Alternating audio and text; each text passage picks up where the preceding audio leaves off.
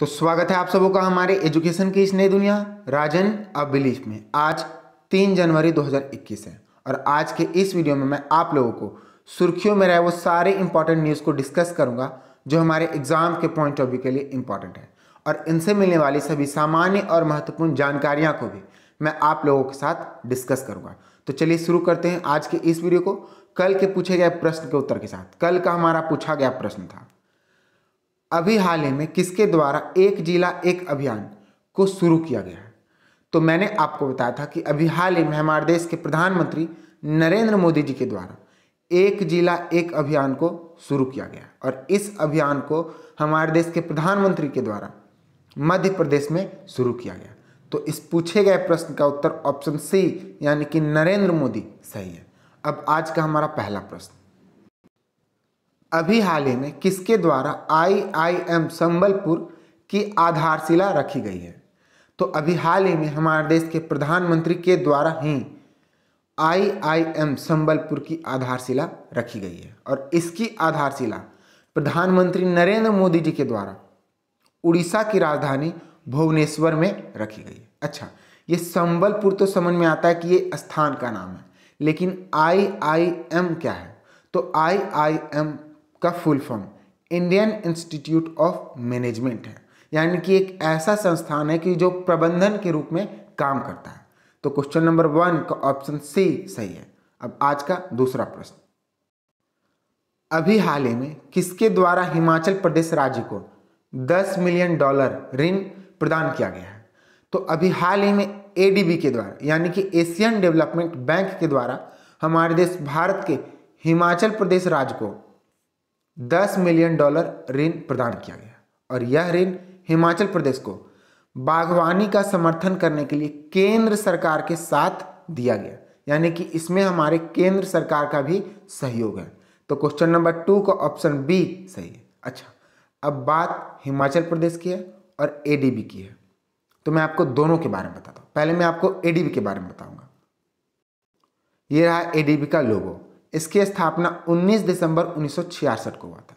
इसका headquarter Manila में है, यानी कि फिलीपींस की राजधानी मनीला में ADB की राजधानी है, और इसके वर्तमान चेयरमैन मासात्सुगु असाकावा है। और ADB का फुल फॉर्म तो मैंने बता दिया है, एशियन डेवलपमेंट बैंक।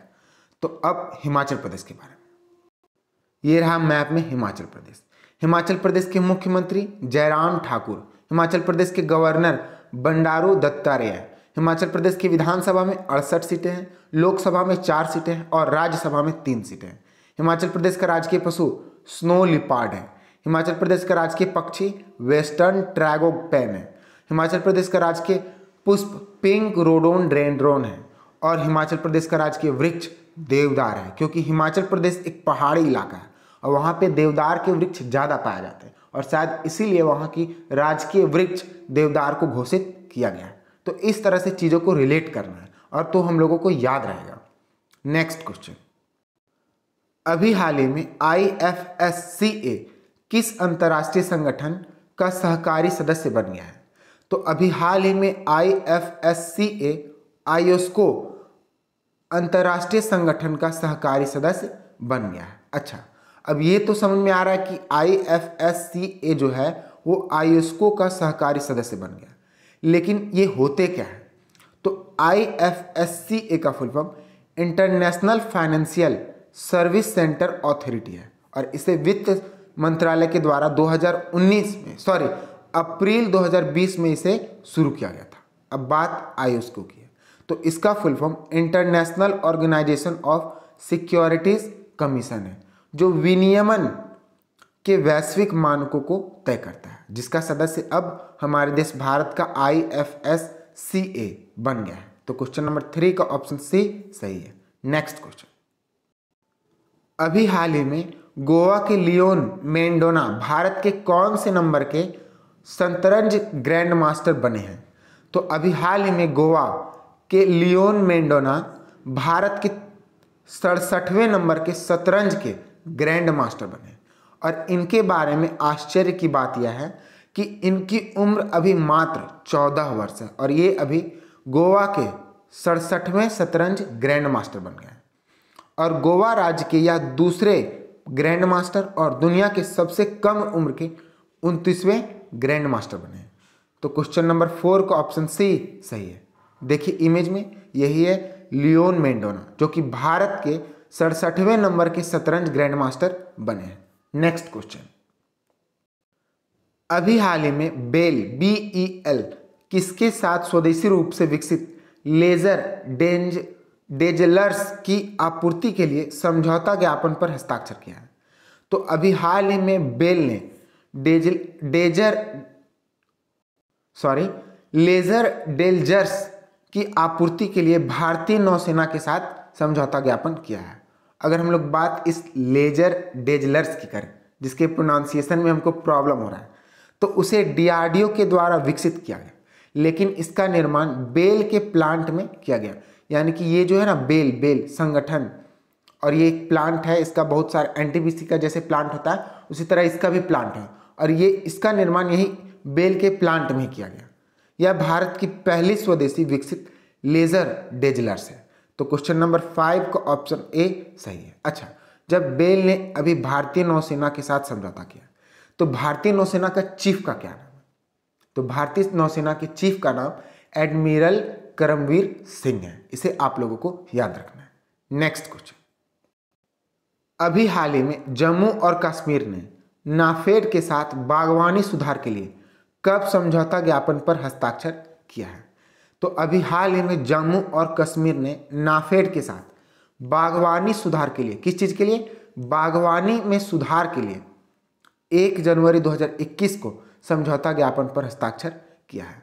और इस समझौता के अंतर्गत जम्मू कश्मीर और नाफेड मिलकर भारत के मेट्रो शहरों में सभी प्रकार की खाद्य पदार्थों के लिए बाजार लिंकेज का काम करेगा। यहाँ का होगा? तो क्वेश्चन नंबर 6 का ऑप्शन सी सही है। अच्छा, ये जम्मू कश्मीर तो यहाँ समझ में आ रहा है। अब ये नाफेड क्या है?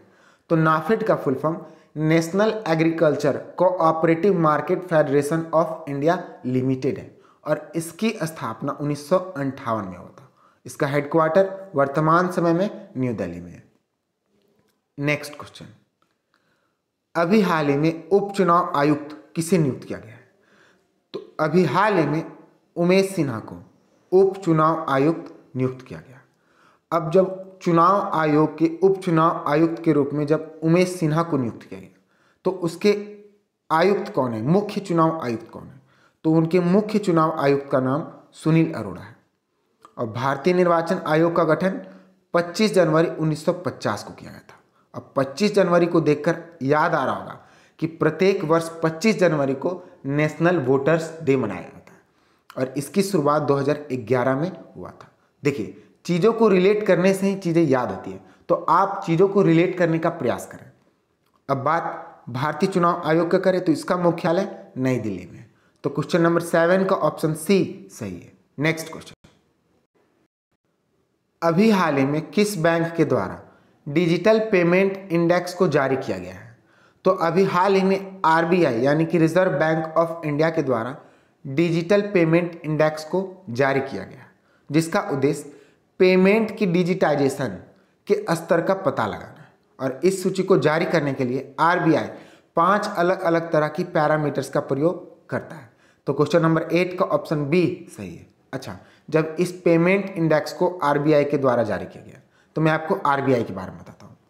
ये रहा RBI का लोगो। इसकी स्थापना 1 अप्रैल 1935 को हुआ था। इसका हेडक्वार्टर मुंबई में है, और इसके वर्तमान गवर्नर शक्तिकांत दास हैं, जो हमारे देश के RBI बैंक के 25वें नंबर के गवर्नर हैं। कौन से नंबर के?